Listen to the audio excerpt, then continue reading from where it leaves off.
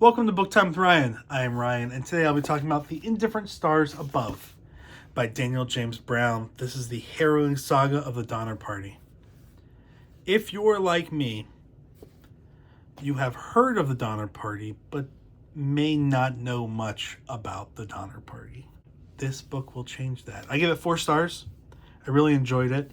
I am reading this with Carrie from Very Literary Carrie, and we're going to talk about this book on her channel later this month. I'm not exactly sure when yet, but I will include a link to her channel in the description below so you can see that. I did get permission to do my own review before then because I didn't want to front run the video that we're going to do, but I got the okay. This weekend is also Army-Navy and the Army-Navy game, football game. I am wearing my Coast Guard, my new Coast Guard Academy Bears, Coast Guard Bears gear. They had a rebrand. I really like the new branding. And just a reminder that in the Army-Navy game, the true patriotic American game is Coast Guard Academy versus Merchant Marine Academy. D3 football at its finest. There's the plug. Anyway, The Indifferent Stars Above.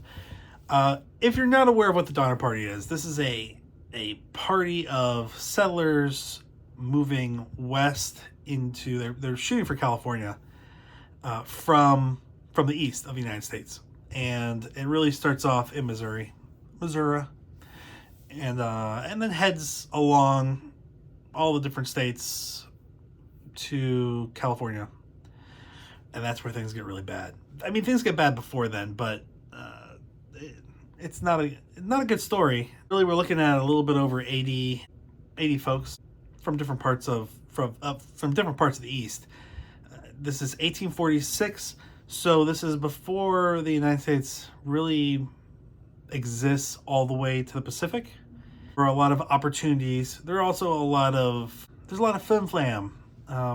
People making claims about what's available out west that isn't really available. We see a little bit of that with a guy named Hastings, who is marketing this southern pass to get to California, which he's never been along, and it turns out it's not great for wagons and settlers. That's part of the problem that we have in the end here. But there's a lot of risk before even they get to the mountains, the Sierra Nevadas, and you get to see a little bit of that. There are people dying on the way. There are a lot, because you have a cholera outbreak, and you also have other issues around that time. Even the conditions they find themselves in, there's just a lot of things like malaria, cholera, typhoid, typical things like scurvy. There's a lot of stuff that can eat away at settlers on their way. And now, if you look at the United States, if you've traveled in the United States, you're used to distances that are kind of based off of your experience driving. And you might be going 70, 80 miles an hour, especially out west. What's amazing here in 1846 to 1847 is to think about how slow travel was. And Daniel James Brown, the author, talks about he drove the path that the Donnor Party went on in different sections, and an area that he took a day to drive took them a month. Even when you look at where they end up, they're pretty close to where they're going for, but it's just the conditions are insurmountable for them, and they got really unlucky. So the distances are kind of hard to appreciate now, I think, and the speeds, the time that it took them to move. Also, just you're used to, I think now, kind of having that 911 cell phone option wherever you are. There's going to be some kind of response. What we're looking at in this time period is really a fort here, a fort there, but months, weeks, months apart, traveling, and threats not only based on the environment, but also some of the more aggressive tribes, Plains Indians, and just the threats of frontier life from other frontiersmen. One of the big things I think people think about when they are thinking about the Donner Party is cannibalism. Cannibalism's taboo. In our culture, at least. I think pretty much every culture now. Cannibalism's taboo. It's hard to think about ever stooping to the level of eating another human. But it happens. And I am not going to condemn anybody for resorting to cannibalism for survival. I have read other books. A lot of the kind of the shipwreck stories, true stories, involve cannibalism at some point. Not early in the story, but eventually, for survival purposes. Also, when we were at the hospital for the birth of my daughter, Noelia, I was reading Alive, which is about the Uruguayan rugby team that crashed in the Chilean Andes, and just the process of getting out of there. And they had to resort to cannibalism. I think it's hard to think about cannibalism without being pretty grossed out, understandably. It is, I think, hard to write about cannibalism in a way that will not gross people out. And I think the hardest thing is really writing about it in a way that makes it somewhat acceptable in those circumstances for the reader to see it and say, okay, this is all they could do. There's also a difference between eating the dead and killing for cannibalism. And there are certainly examples of cannibalism throughout history that were based off of either a war or sacrifices in some way, religious purposes. But I'm really talking about survival cannibalism. There is some of that here. So I think the amazing thing about the Donnor Party story is a lot more people were involved than I thought. There's a split between on the trail where some people would go up to Oregon and some would continue on to California. And there was this guy who wrote a book about traveling west, who advised this gap, this pass that he kind of put his name on, that he had seen on a map but never actually had done in person. And he had made these recommendations to travelers, to settlers, and when they got there, they realized it was a lot harder with the mules and the oxen and the cows, the livestock, the hundreds of wagons, the families, the incline, the terrain made it very difficult.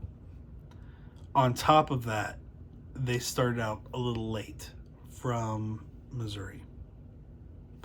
And our group, the Donner Party, which is sad that it's attached to the Donners, I think, because there are a lot of other families involved, and it was really that one of the Donners was voted to be the captain of the group, and I think that happened after somebody died or one of the families split off or something, but there are a lot more than just the Donner Parties.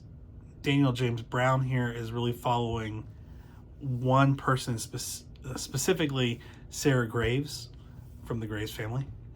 And he talks about at the end, there's one of those PS Insights interviews of Moore at the end of this book.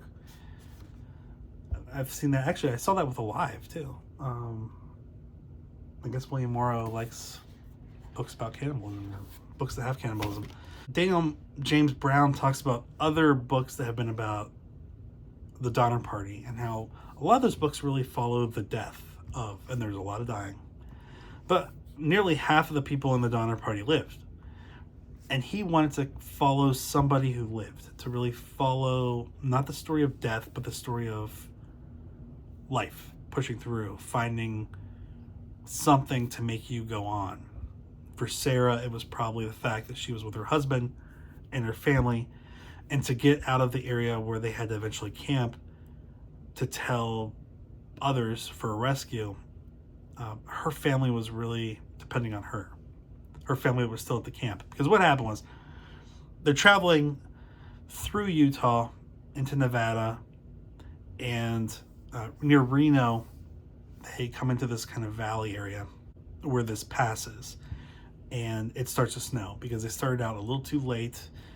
Groups that were a few days ahead of them made it through, but they hit it at the worst time. They had already had some issues getting over other mountain chains and terrain before they got to this area, but they hit it at the worst time, and it started to snow, and the snow just kept coming. And we're talking about drifts of 30 or 40 feet, which is hard to believe, but initially we're talking 20 something. Well, they couldn't get through it. Just the conditions in the snow, because they had had so many issues with terrain before them, they had dumped a lot of their supplies. So they were also lower on supplies than they thought they'd be. And some of them were already injured, some of them were already sick. So they hunkered down, they built some kind of cabins. I was surprised that they were actually pretty spread out as a group. I mean, they were within a couple miles of each other, but it seems like you'd want to stay in the same area, and they didn't. So, you know, one of the groups was at this other creek, I think within a mile, but a bit of a walk either way. And you just kind of wonder, how do they not get lost during that? Hunkered down, they started having to kill their oxen and mules, and they had to kill family pets. They had little expeditions that would go out trying to cross this mountain where they thought they were close. They thought they were closer than they were. Eventually, they ran out of food. People kept dying of exposure, malnutrition, hypothermia, and they had to resort to cannibalism. So you have kind of the base camp where all this is happening, and then you had a snowshoe group that made snowshoes and then walked out to find help. And they also got lost and had to resort to cannibalism.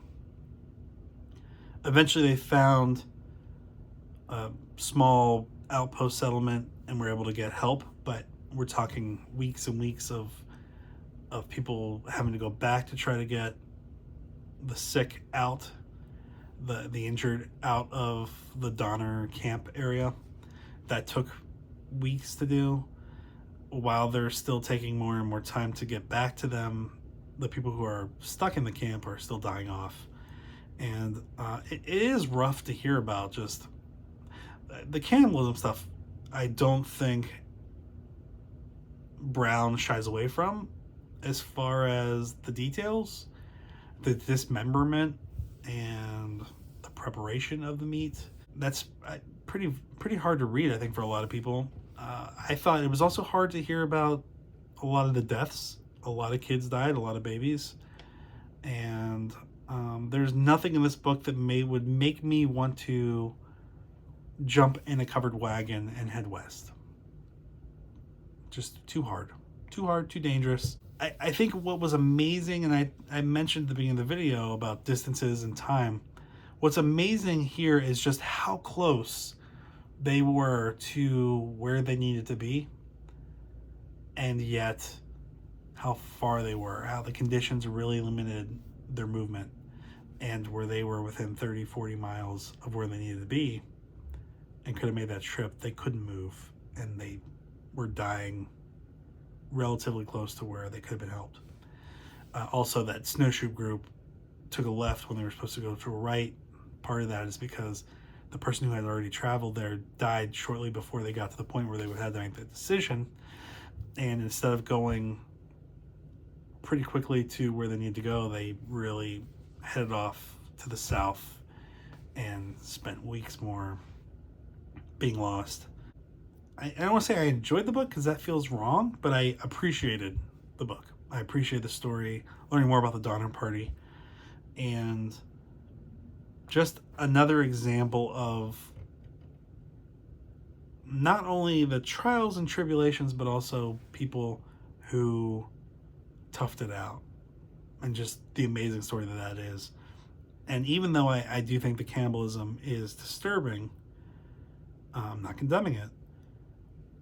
I think that Brown, like other authors I've read, I think he does a good job of framing it in a way where you can at least try to understand the necessity, how extreme the conditions were, and how survival really kind of took over.